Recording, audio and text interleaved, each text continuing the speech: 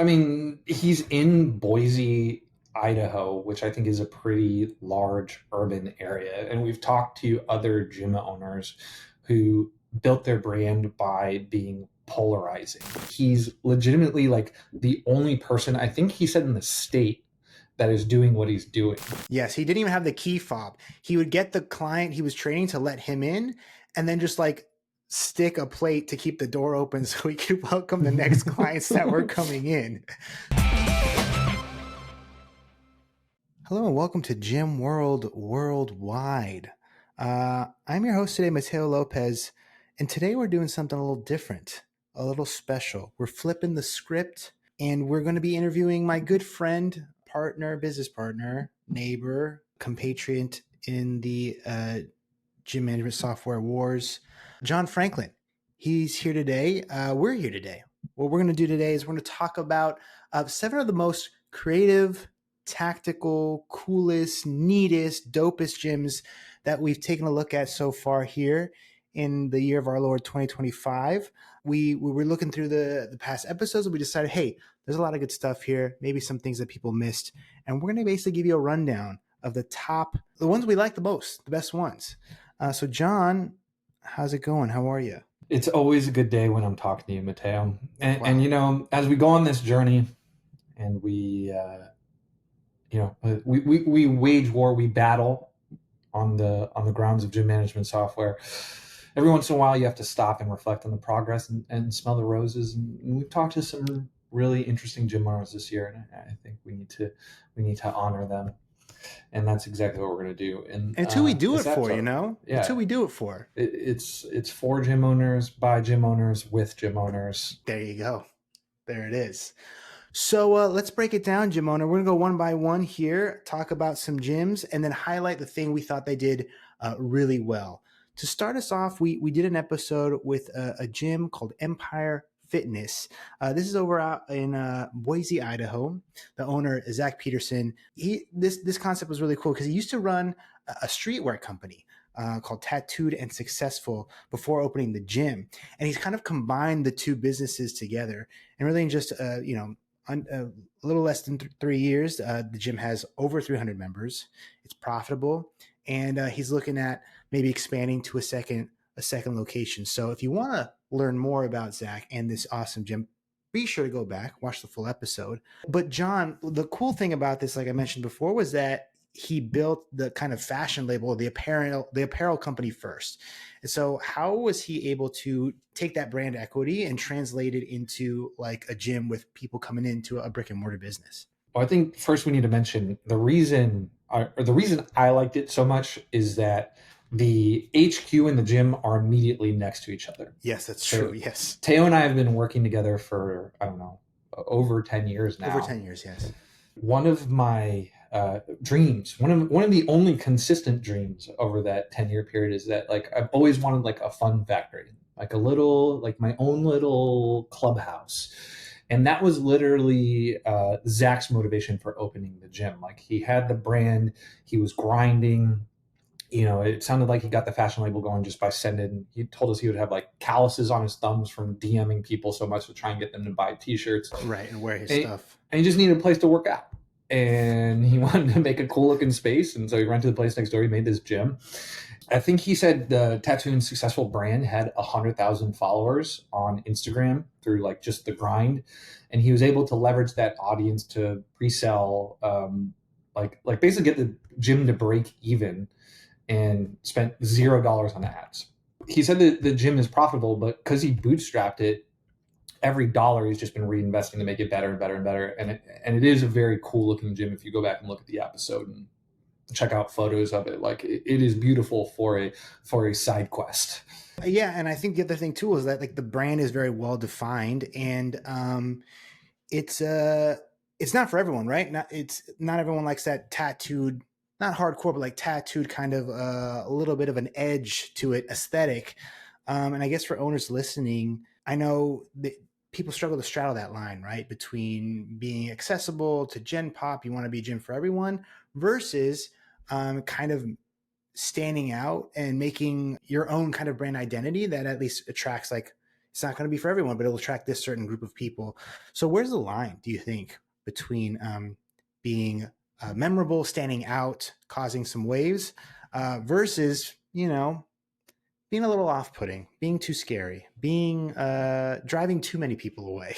I mean, he's in Boise, Idaho, which I think is a pretty large urban area. And we've talked to other gym owners who built their brand by being polarizing. And I don't think there's anything wrong with niching down, but like in any mid to large size city, there's going to be a group of people who value like a clean space that is centered around doing actual training, and they're willing to travel out of their way to go to that space, and they're willing to pay a little bit of a premium to work out in one of those.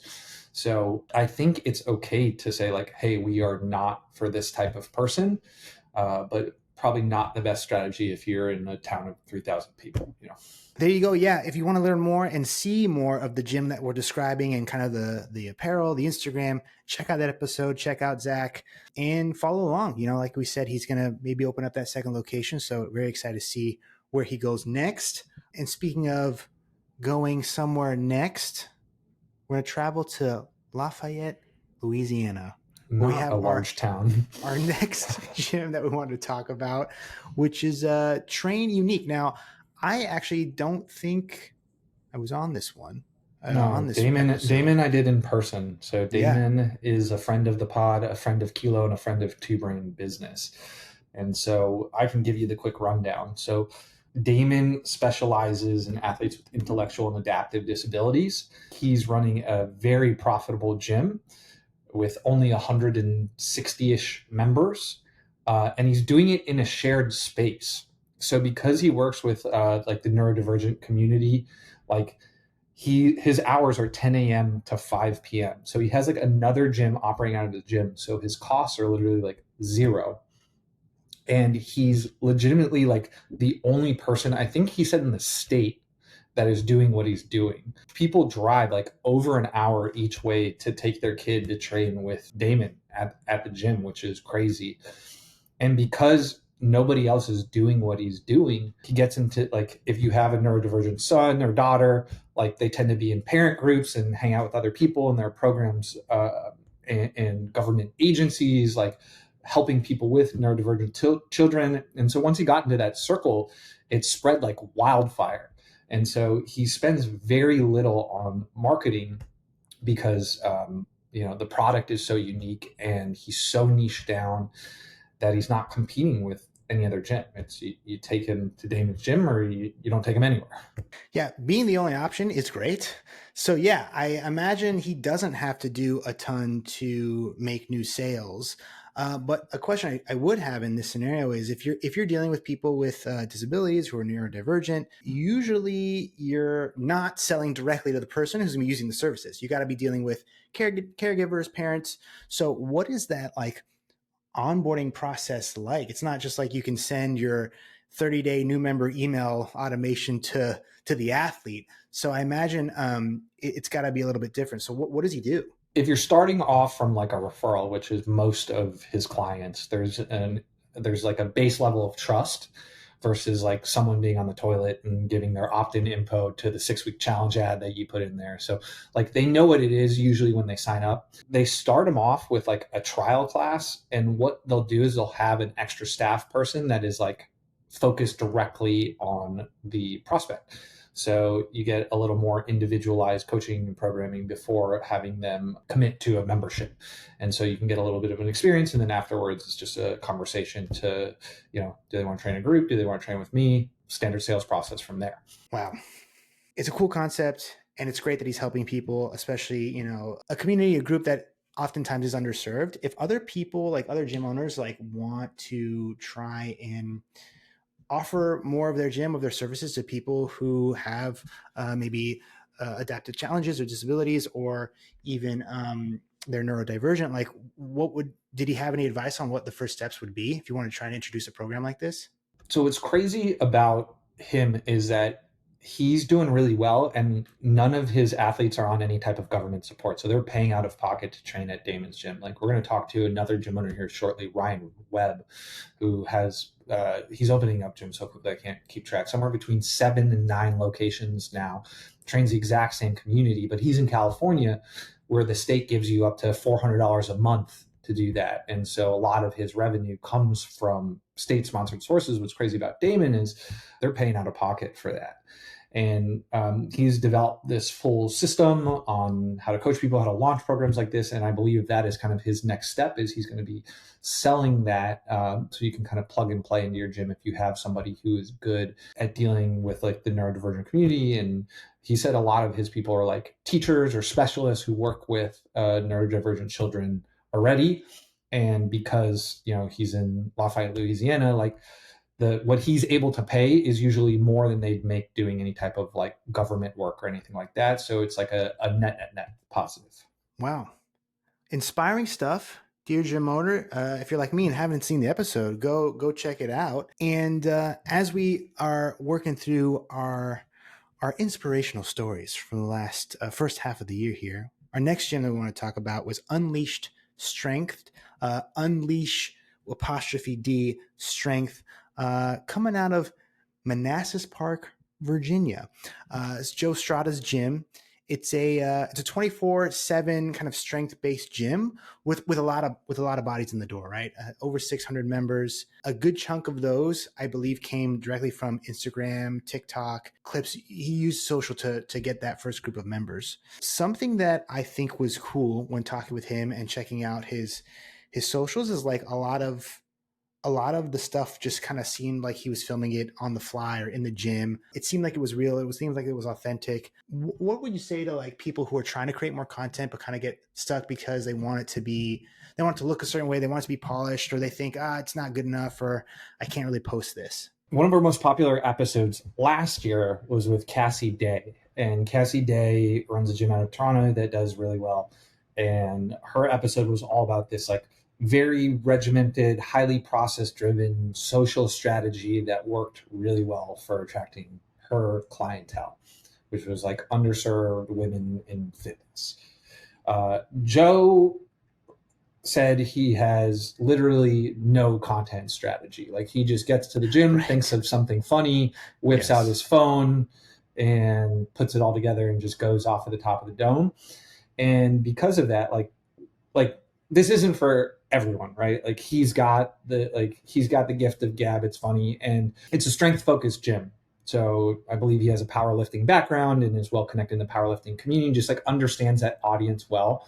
And so a lot of his like most viral videos are around strength and benching and re-racking plates and just kind of like funny stuff that people who go to the gym often understand. But he does it in a way that's like not intimidating. And he's just like, it's just like relatable gym stuff.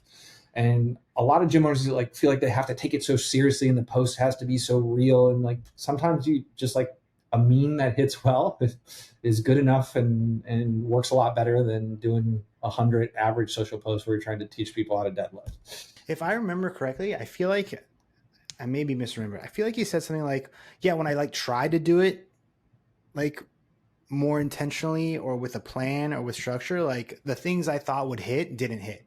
And it was the ones that I thought like, were kind of whatever. I kind of mailed it like, I didn't think would be the viral ones ended up being the viral ones. So a lot of it too, I think, is just like, you just got to ship, you just got to create stuff and you never know what's going to hit. So as long as you're consistently like posting and trying new things and showcasing you, your gym, your personality, or the personality of your coaches, like you're going to get eyeballs on. So I got on the screen here, like it's just a funny meme. It's this guy running through a field with a mountain in the background, and what he wrote is what it feels like walking to the gym with 300 milligrams of caffeine coursing through your veins. Just like funny stuff like that. And a lot of his other stuff is talking head type stuff. And it's just relatable. Like a lot of times you'll go on a gym social media account, it's too serious. Like it's not entertaining. And you got to remember, people go on social media to be entertained. And, he didn't lose that fact, and that's why his gym has 78,000 followers, and I think he had a couple 100,000 followers on TikTok. That's where he blew up originally. I think he dubbed himself a meme lord. So if you want to check out more of his content to get some inspiration, some ideas, definitely check him out and check out that episode. And while we're talking about getting eyeballs on your gym, the next gym that we wanted to highlight was the Collective out of Gilbert, Arizona, and talk about a beautiful looking space. Talking about looking stuff that's put stuff on social, it looks great. This gym really spectacular. So I interviewed Jeremy, and what was great about his facility was it was beautiful, it was clean, and he had different concepts inside of the gym. So he had like his strength circuit on the bottom floor. He had a beautiful looking retail section on the side, and then on the upstairs there was a full-on cycling studio. So he had these different programs within the gym. He scaled from 40K a month to 100K in monthly recurring revenue in less than a year. And I think a big secret to his success was not only that the space was beautiful, but the onboarding experience kind of matched the polish of the gym. Yeah, like what about it? Like, 100,000 in revenue is obviously a huge benchmark. That's monthly revenue, guys. So, getting over that $1 million revenue mark is something that most gym owners strive to do. Very few actually do. If you look at his space, it's obviously an advantage, beautiful looking space.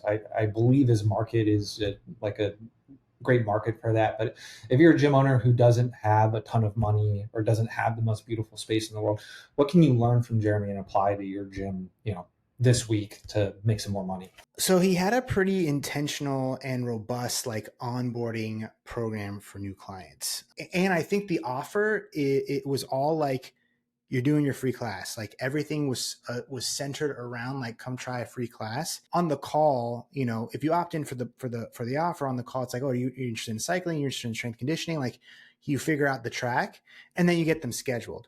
And from that point of when they're opting in for the free trial class to like getting them in the door, like there was a written down process for like, they send an SMS and a video intro being like, hey, like your free class is coming up. Like, here's who you can expect. This is going to be your coach, yada, yada, yada.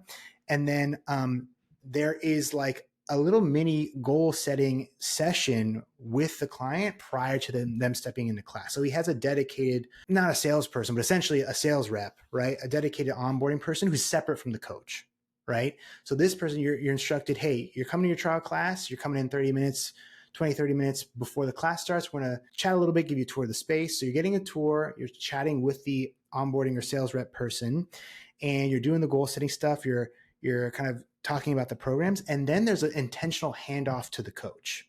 So the coach is just focusing on delivering a great service. They're not worried about closing the sale. They're just focused on, okay, I have to do an amazing class and I have to focus on this new person that's coming in, versus the salesperson or the onboarding person is like, they're handling all that intake stuff. And then they're handing off to the coach. Then the coach comes back, hands this person back to the sales rep at the end of the class to then close the deal.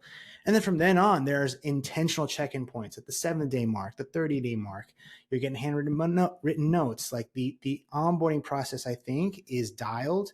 And I think if you review that episode, you'll hear more details about it. But I think that's a big part of his success. Yeah, because we talk to a ton of people who do that, like small group training model, 1 to 4, 1 to 6, with like one full-time person and like a part-time person. These like hyper lean models.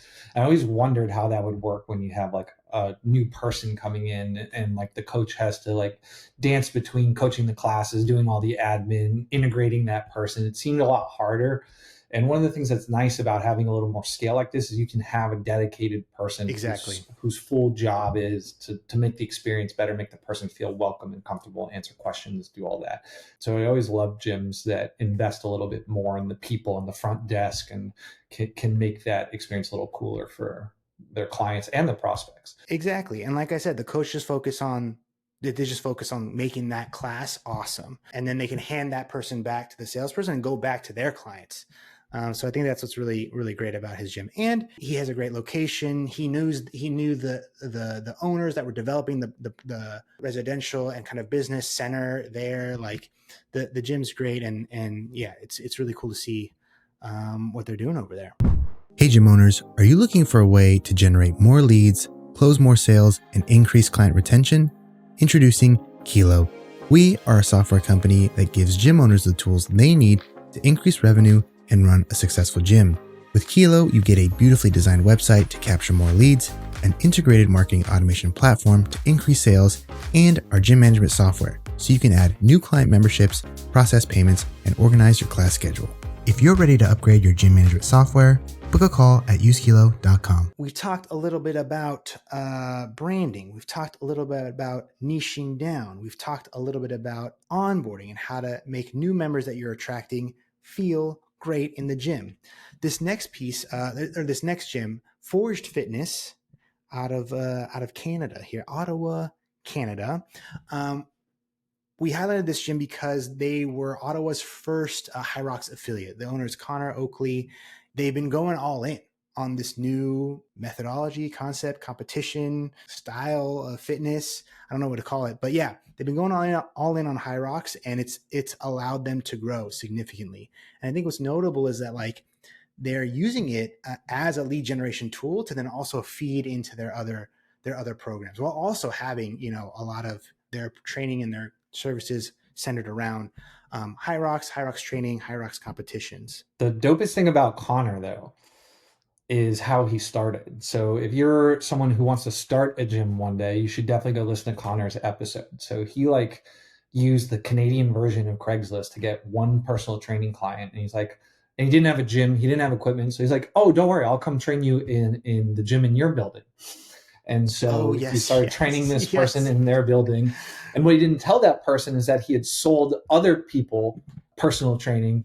And so he just basically like broke into that gym and was operating an illegal business out of this apartment gym that he didn't even live in. Yes, he didn't even have the key fob. He would get the client he was training to let him in, and then just like stick a plate to keep the door open so he could welcome the next clients that were coming in. So yeah, that I totally forgot about that origin story.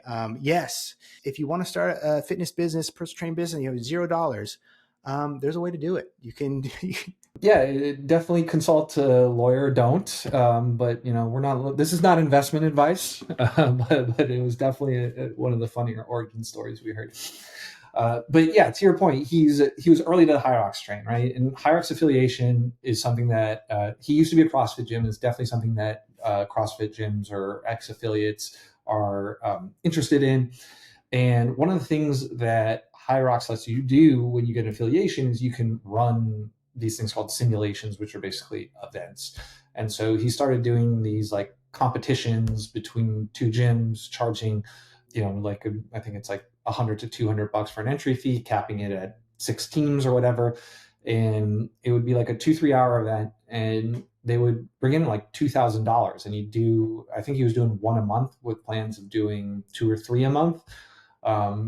And so if you're a gym who's, you know, in that $10,000-$20,000 a month range, which, you know, data shows that that's most gyms, you know, if you can bring an extra $2,000 a month, that's, you know, 10-20% boost in your revenue for something that only takes a couple of hours. So a lot of times events are seen as this cost center, something you do with your members to boost retention. But, you know, some people do a great job of actually turning that into a revenue stream. And his episode shows you how to make the most of that HYROX affiliation and bring in a little cash for that $100 a month investment you're making. So yeah, if you're struggling how to really make events scalable or something that can actually make you some money or generate leads for you, definitely check out that episode with Connor. Even if you're not doing HYROX, there's still some things to learn about how to run a great event. So speaking of running events that bring the community together, one of the groups of our community here on earth are children. They're what we do everything for. And so the next gym we highlighted because of their kids program. This is OCR Academy, also in Ottawa, Canada. Joshua Fry is the owner, and he basically has like an obstacle course ninja facility that he operates. And what's interesting is that, yes, there are some obstacle course elements inside of the gym. There's definitely like some more unique pieces, and the build out's more unique than your average gym. There's also plenty of things the average gym owner would recognize, like, you know, ergs and weights and kettlebells. Like, there's still very much a strength and conditioning gym inside of this ninja obstacle course palace. And his kids program, they generate 90% of all of his revenue. And he also makes a good chunk of money running these birthday parties and these weekend events for kids to come in for their birthday. He offers pizza and drinks. They run around, do the obstacle course, and then they go home. So this operation was really, really unique. The part that we were fascinated by, I think, was the staffing of this. Right? How do you run something like this where there's so many kids running around without just like having a ton of staff on there? And we still don't know the answer to that, but so this guy, he got his start. He was like a early employee of Spartan Racing, and so he would just travel the world like a carny, setting up these Spartan races and the obstacles, like sleeping on the fields where like these events were happening. Just like loved it, and so he like home built a bunch of this like obstacle equipment, put it in the gym, and his idea was to do it for adults. And like very few adults actually wanted to do this, but he found there's just like, people kept bringing their kids. And as someone who, I have 3 small kids now, I can attest that like parents want a place to take their kids where they can just like get tired. He lived in Ottawa, Canada. So like this was a place people went in the winter time to just like let their kids run around that since like it's too cold. I'm in Florida, but like now we're in our version of winter, which is just summer, and it's like too hot to go outside. So like I'm just constantly looking for a place with air conditioning. I can take my little kids and let them run around. And so he created this outlet, which is just like, hey, you can run, you can climb, you can jump, and they add a little bit of structure to it. And they develop these games that the kids play. And it's like the same class over and over again, but he does it in like 2 different formats. One's like a birthday party, and he said he can generate $5,000-$6,000 a week just from like birthday party revenue. And like there's a certain like viral element to that, where like you bring 30 kids in for a birthday and they have a good time. One of the other parents will bring the kids for the birthday, and that's 30 other kids, and it just kind of feeds on top of itself. And then he said his other big revenue driver is summer camp. So people coming in and doing like obstacle summer camps. And I think he told us he made $140,000 in just summer camp revenue. And while certain elements of the gym are unique, like he has like a front area where he can sit the kids down for the pizza party, and like, obviously having a ton of obstacle equipment is not feasible for every other gym. He did give some solid tips on how a gym with like a decent amount of space and someone who maybe had a little bit of money to invest towards a couple of pieces of specialty equipment could implement this and start driving revenue from birthday parties, summer camps.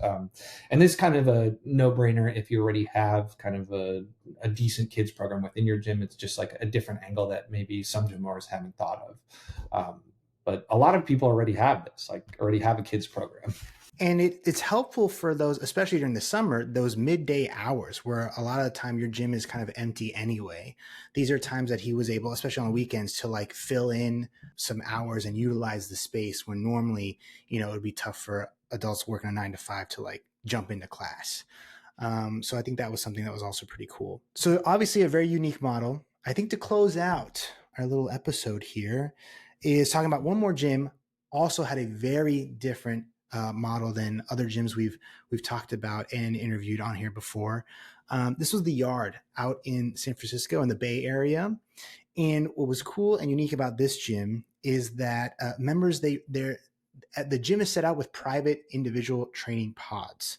So the idea is that members would rent time for the mini pod, mini like full room and rig via their app. And that is how that's how the business makes money, is the idea that you have your members not in a shared space. It's for people who want to work out on their own, but I guess still be a part of a kind of larger ecosystem or gym kind of community. Well, it's a small part of the business. Like he sells directly to people who just want their own little space to do their thing and not be crowded out. But he's also giving trainers a way to grow their own business. So the majority of his revenue comes from renting those pods to independent trainers who then bring in their own clients. Yes. And so he's actually like growing his network by bringing in all these independent trainers, and people are finding out about the gym that way. And he's actually like a total weirdo in the best way. Like he comes from a tech background.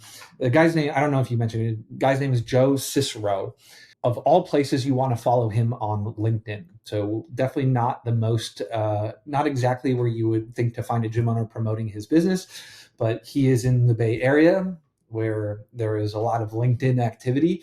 And why I say he's like a little bit of a weirdo is like he approaches the business with absolute radical transparency. So he writes these very robust reviews where he goes into the analytics of the business, his utilization rates, he benchmarks against other publicly available fitness companies. So he really, really loves to geek out on the data, and he's using that data to drive business decisions. And so while the model is unique because he's doing these pods to independent people, he's doing these pods to independent trainers, that independent trainers can rent out multiple pods or the whole space to do classes. He's really built this system where like you don't have to stress about the biggest stressor that most gyms have, which is staffing, because he's basically he subcontracts the coaching to these independent trainers, which is very interesting. So, but that is a big part of like where most gyms are like on their website trying to attract new members. He's doing that, but he's also trying to attract quality trainers as well, and kind of present that this is like actually a very unique opportunity in how they can kind of grow their business within this gym in a way with like a rev share that's like, I think, very different and better for the coach than a traditional like, it's not rev share at all. It's they pay a flat rate. They can charge whatever they want. Yes, that's what I meant. Yeah, exactly. So like, it's normally like if you're my trainer, Mateo, you and me are arguing over the split.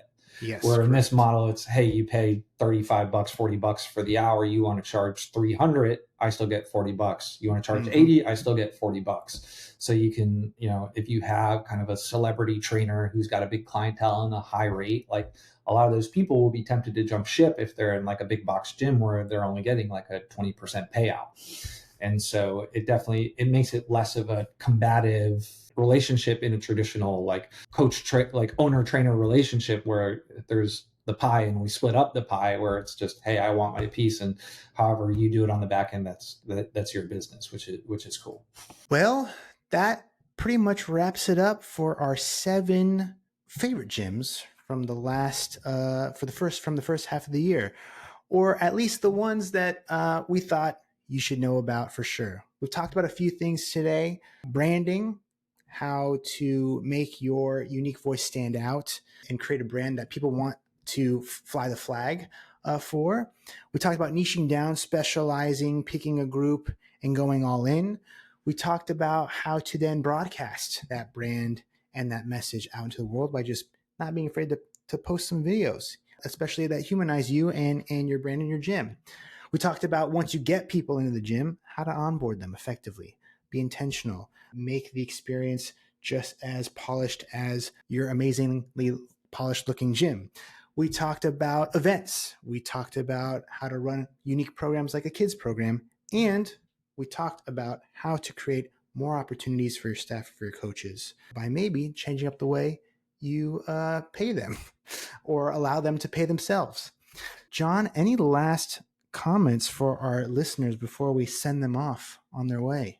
Yeah, all the interviews, show notes, articles, links we'll put down below in both the podcast and YouTube show descriptions. You can head over to the Use Kilo blog so you can read the write-ups on every one of these. And if one of them called you can get a little more in depth. And if something sounded interesting, I want you to text a gym owner in need who would appreciate something like this. And, a lot of these tactical, like we're just dumping tactics and ideas. Like the best way to take one of these shows and make money from it is find one piece of inspiration out of the 7, focus on that, implement it. Don't overwhelm your team. Don't overwhelm yourself. Just doing one of these things can make a huge incremental change in your business. And if you need to focus on one change, say maybe like getting more leads, Teo, what would you recommend people do? Yeah, if you are a gym owner in need and you need help with your brand, if you need help with attracting more people to your gym, if you need help with your website, your leads, your sales, your operations day to day, go to usekilo.com. Check it out. We got some tools there for you. We can get you a beautiful website to help you attract new clients. We have a marketing automation system called Gym Lead Machine that will help you stay connected with your leads, get them booked for sales, and stay connected with people after they become a new client at your gym. And we have our Kilo Gym Management software, which will help you create packages, sell them, manage your schedule, book appointments, get your coaches paid, all of that in one place just for you, dear gym owner. So if you need some help, use kilo.com and book yourself a call today. Yeah, if you like it, let us know. If you like this format, if you like just me and Teo riffing on stuff, shoot us a DM. We love to hear it. We'll do more of it for you because we love you, Jim World. And with that, give us a like, subscribe. As John said, we love you. Bye-bye.